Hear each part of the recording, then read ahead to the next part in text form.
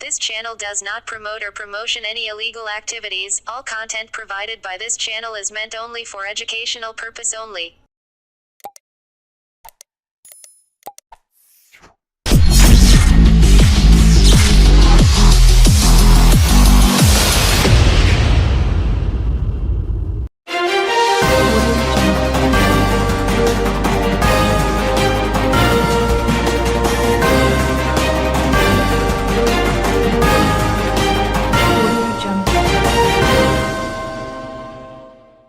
রাজ্যের মুখ্যমন্ত্রী মমতা বন্দ্যোপাধ্যায়ের নির্দেশ মতো চন্দননগর পুলিশ কমিশনারেটের কোন্নগর ট্রাফিক পুলিশদের তৎপরতায় আয়োজিত হল একটি রক্তদান শিবির ও চক্ষু পরীক্ষার স্বাস্থ্য শিবির, যেখানে একাধারে রক্তদানের সঙ্গে সঙ্গে চলে সেভ ড্রাইভ সেভ লাইফ নিয়েও সচেতনতা।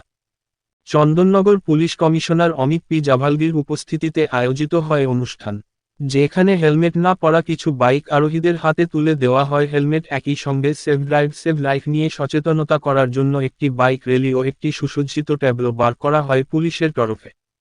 প্রায় 50 জন রক্তদাতা রক্তদান করেন এই দিন। এই স্বাস্থ্য শিবিরের অধিক মানুষ চক্ষু পরীক্ষা করান এখান থেকে। এই বিষয়ে পুলিশ কমিশনার জানান, নিত্যদিন যেভাবে বাইক দুর্ঘটনা বেড়ে চলেছে তার থেকে বাঁচার জন্য একাধিক পদক্ষেপ নিচ্ছে পুলিশ ও প্রশাসন, তবে সবার আগে সজাগ হতে হবে জনগণকে।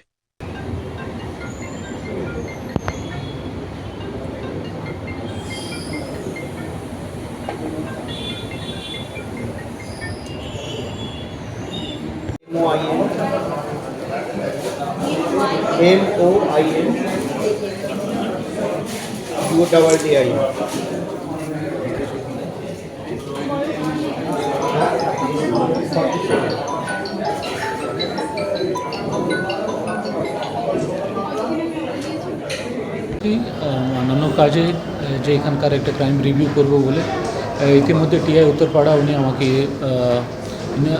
আমন্ত্রণ জানালেন এখানে আসার জন্য। উনি খুব ভালো উদ্যোগ নিয়েছেন। প্রথমত ট্রাফিক অ্যাওয়ারনেস বাড়ানোর জন্য একটা শিবির উনি আয়োজিত করেছেন, একটা র্যালি আয়োজিত হয়েছে।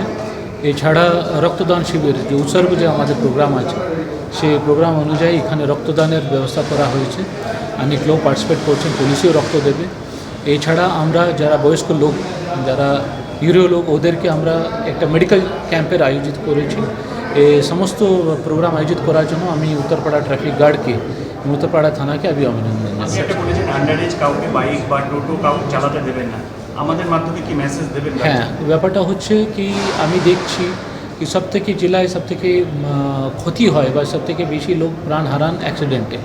আর আমি দেখেছি বেশিরভাগই কিন্তু এরা অল্প বয়সী যারা ছেলেরা মেরে গাড়ি যারা চালায় ওরা কিন্তু প্রাণ হারাচ্ছেন।